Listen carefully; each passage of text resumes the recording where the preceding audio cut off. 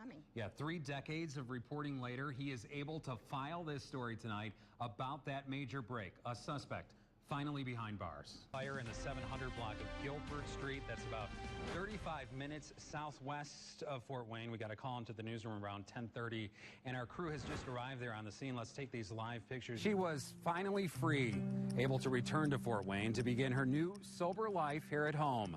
She says she mended all of her relationships with her family members, most importantly with her daughter. But heroin was about to wreak havoc again. Coming up after the break, the phone call that changed everything. Well, Linda, in this picture, you can see the man now identified as Yi Tut Yang flipping off the camera. He was clearly upset. Police say what happened next is that Yang made a fatal decision. I'll be in LA this Monday and Tuesday, getting you exclusive access to the Voice Line, bringing you coverage you'll only see on Fort Wayne's NBC. I'm Tom Powell in D.C. Making the local connection. Important mission to secure the Capitol. To represent my home base, the 122nd Fighter Wing. Hoosier becomes the next Vice President of the United States. But that's just a really good example of what we're seeing here today, is there is some tension. Fort Wayne police responded tonight to a deadly shooting at the Meyer gas station on Lima Road, 6327 Lima Road. If someone crosses into restricted airspace and there's an alert, these F-16s, the Capitol Guardians, can be in the air in seconds. Your spirit is so trapped up in the disease of addiction. Opiates, man, you just feel like you're on top of the world. You can conquer anything. Because it feels like there's no way out. Sometimes people's craving is so bad that as soon as they get the heroin, they inject it in their car. An eye-opening look tonight at a deadly problem as we continue our series, Hooked, the opioid epidemic hits home. Tonight you'll hear directly from people who are currently using heroin. You'll also hear from a Fort Wayne mom. Yeah, a mom who told me she went through hell to get where she is today. Her struggle took her from Fort Wayne to a Florida prison to recovery. Here's Autumn's awakening. Another busy spring day for the Ziffles food truck. Thank you. Hi, how are you? And its energetic owner, Autumn Dennis. Yeah, that's probably what they want. It's for someone A else. hardworking mother and business owner. All right, here's your wasted. She has 2 trucks. Just bought the second because the pulled pork she serves, Yeah, so we stay real busy. a family recipe by the way, Alrighty, just choose an option, please. And here. has become so popular. You're welcome. Just feels good to be like, responsible, productive member of society, But this certainly is not an overnight success story. It's been like 5 years since I've been clean and like just over 3 years since I've been home from prison. The worst part about it was like being away from my daughter and my family. But aside from that, prison was so much easier than the life I was living, like as a using addict. So it was a cakewalk. Really? Compared to the everyday life of an addict, for sure. Burglarized like multi-million-dollar mansions in Florida. That you were part of like a group of people? It wasn't like a group. It was just like myself and I had a co-defendant. She was arrested on May 24th, 2012, cornered in a Florida parking lot by dozens of police. I knew it was over. But ironically, she says getting caught would end up setting her free. Because it was just like a God moment. Like the sky was beautiful. It was crystal clear, not a cloud in the sky. And I was in the back of the car in the handcuffs, and I literally just took a breath like, oh, it's over. Like, thank God it's over. Like, I knew I didn't have to run from the police. I didn't have to run from myself. She was convicted and went to prison, where she spent her time working to get clean and to get out. She turned her life over to God and to recovery. And 3 years later, she was released. There's hope in everybody, and I think that's the biggest problem is they think like, oh my God, they're a junkie, they're this or that, but just like never stop believing. She was finally free, able to return to Fort Wayne to begin her new sober life here at home. She says she mended all of her relationships with her family members, most importantly with her daughter. But heroin was about to wreak havoc again. Coming up after the break, the phone call that changed everything. It was just crazy because she's like, Mom, what's wrong? What's wrong? And obviously I'm just thinking like, how am I going to tell her?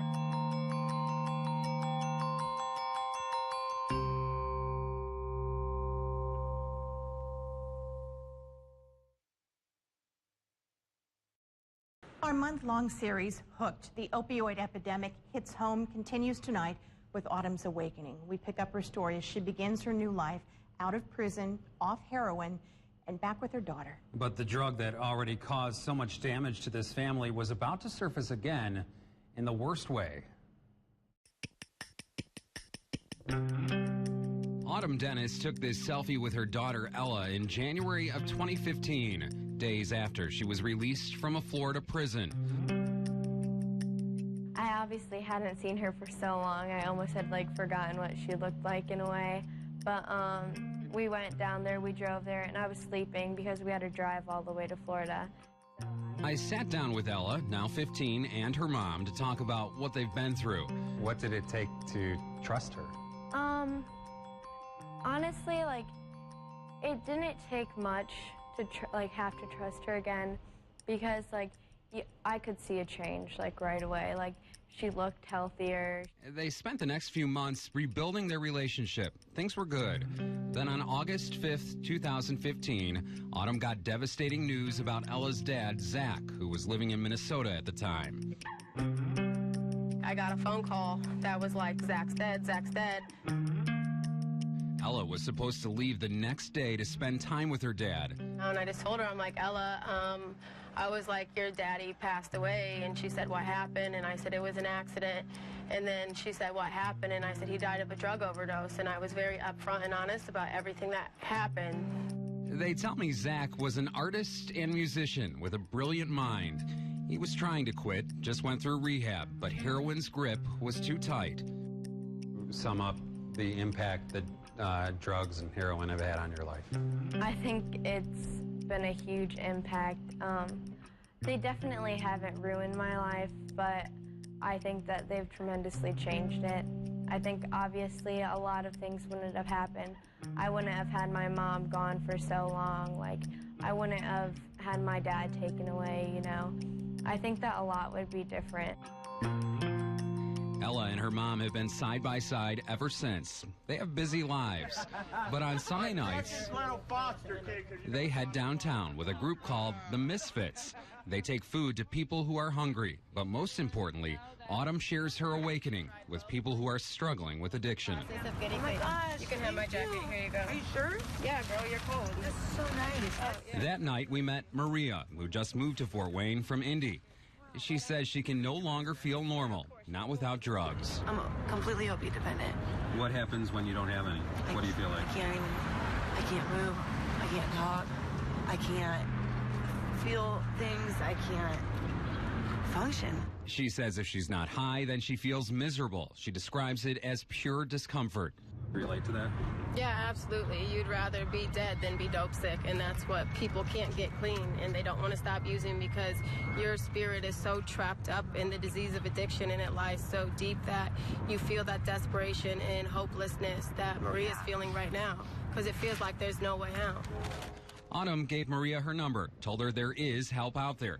But even though Maria says she's not ready now, Autumn isn't giving up hope. If I can get clean, anybody can get clean. So I 100% no doubt believe that any addict can stop using drugs, lose the desire to use, and find a new way of life. The ministry's next stop, a parking lot off Wells Street, where they offered pizzas to the homeless. Then to the Mission, where they did the same. That's where we met Todd. He has 2 kids. What does it feel like to be hooked? What does it feel like to be controlled? Well, I mean, opiates, man, you just feel like you're on top of the world. You can conquer anything, and I'm a people person, so I was in sales for a moving company, and I started with Roxy's. I did pills, and then pills got so expensive, I started doing heroin. He admits he made bad choices, but says those days are behind him, and he's getting clean now. Like, do you want out, or are you? I want completely out. I'm 36, man.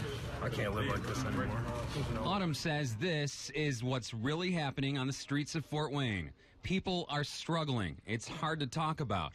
But when everyone is gathered in this prayer circle, Autumn and Ella included, they seem to have a sense of optimism that by sharing what they've been through, by putting it all out there, perhaps they can reach just one person who is ready to change, to experience a new life, just like Autumn's awakening. How does it feel to be back out here working, contributing to this society? It feels good. It feels like really freeing because for so long, like I was a prisoner of my own mind. So just to be free, and the best part is like to help other addicts know that there's hope for them too.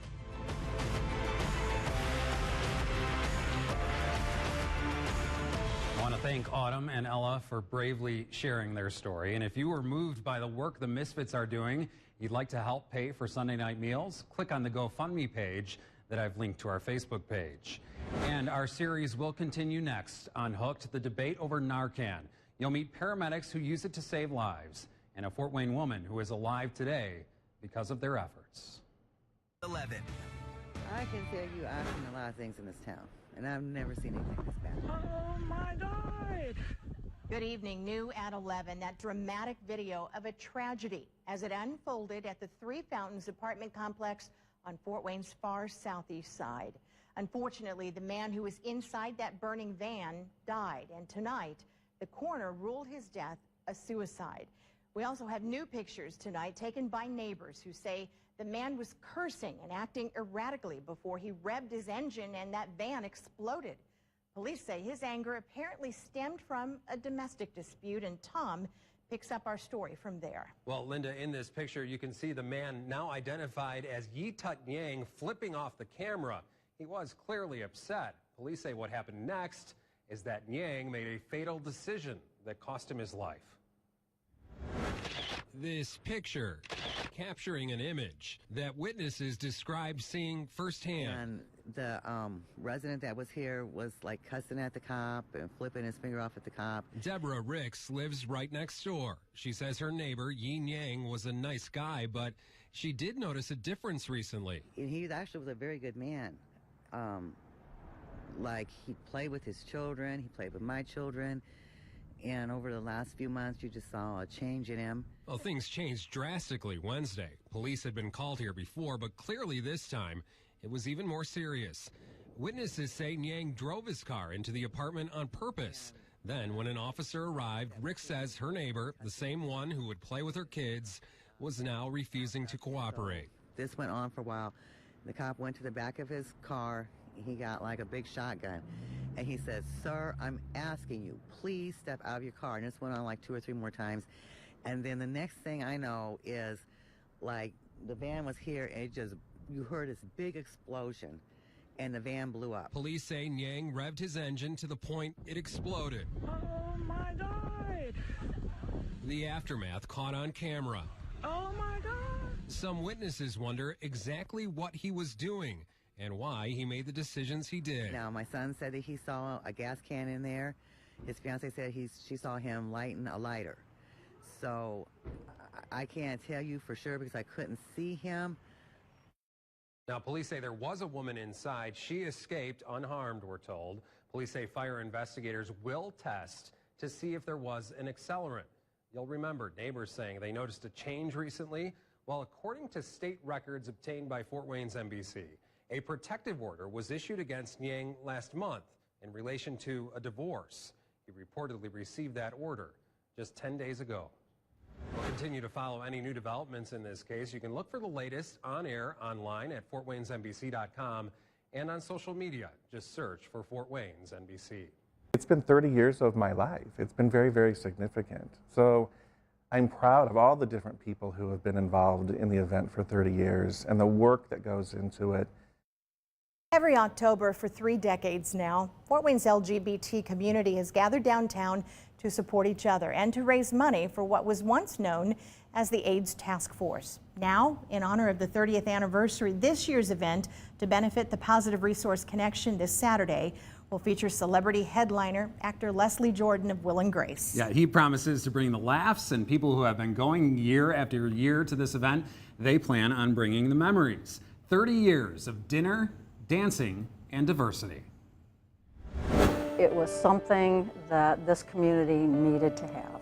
I think that it was, the vast majority of people were pretty closeted. They worried about their jobs. It was really significant. Having this sense of community was really important. Not being in the shadows was really important. We needed to come together. It provided an environment where gays and lesbians could come together and have a good time, have a party. be together as they want to be and not have to worry about their safety.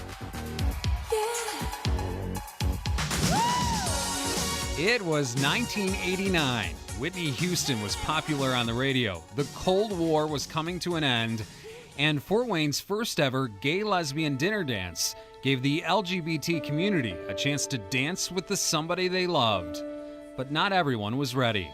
You had people who were teachers, for example, who would refuse to come because they could possibly lose their job. The invitation. Organizer Deb Overcash has binders full of memories from the 3 decades worth of dinner dances. Plenty of pictures and lots of flyers. She says the fear some people had early on was well-founded. I think they're even afraid to be seen coming into the event, that it may have an impact on someone seeing them and maybe impact their housing, their friendships. They weren't out to their family. Could be all sorts of aspects that might be impacted negatively for them. I'd already been out for a while, but I think for a lot of people, it inspired them to be more open in their lives. Attorney Leonard Helfrich chaired the event for the first few years. If you look back now, you have to realize that he really had to have some courage to lead the way. It was a time that was less accepting. Remember phone books? You had your address and a phone number. The people would find my address and they'd vandalize my house. In the middle of the night, someone spray painted a homophobic slur on his home. You know, you wake up one morning and fag was written across your garage door. That's not a good thing. He'd paint over the graffiti, but the vandals would come back, leaving their message of intolerance again. So at that point, I just decided, well, if I have to live with this, so does my entire neighborhood, because somebody in the neighborhood is probably doing it. So I just left it there, and after a couple of months, finally, they begged me to take it down, and I said, well, I hope you can guarantee that won't happen again, and it never did. We offer a lot of comprehensive services so that their health can become their priority. Jeff Markley currently heads up the Positive Resource Connection. Back then, it was called the AIDS Task Force. At just 24 years old, he was already on the front lines of combating the AIDS crisis, and he was a big part of getting the dinner dance going.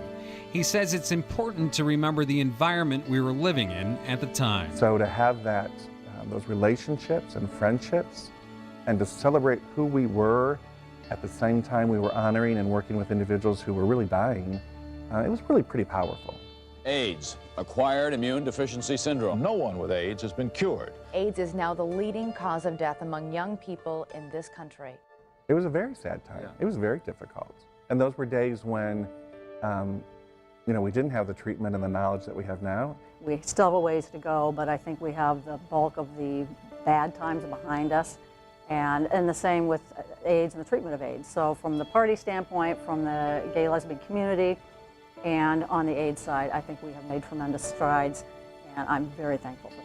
And that's the thing about the dinner dance. It's not only provided a place to dance in the midst of discrimination, but it's also been central to many celebrations. We have read from the bench, there is a right to marriage equality. I repeat, speaking to you from the steps of the Supreme Court, there is a right to marriage equality, read just from the bench. That was June 26, 2015.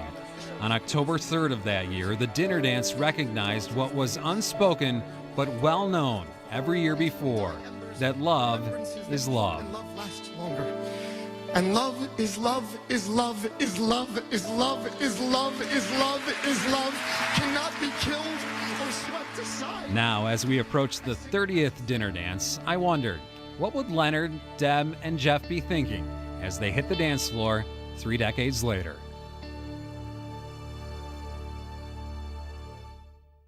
Well, I plan to ask the 3 of them that question at this weekend's dinner dance, where I'll be the co-MC. I'm really looking forward to meeting Leslie Jordan. Yeah. What a hoot, right? By the way, Linda, over the past 30 years, the event has raised over $700,000 for what was at first the AIDS Task Force. They eventually did change to the name to what it is now, the Positive Resource Connection. Most people call it the Center, and they continue to do great work in our community to this day.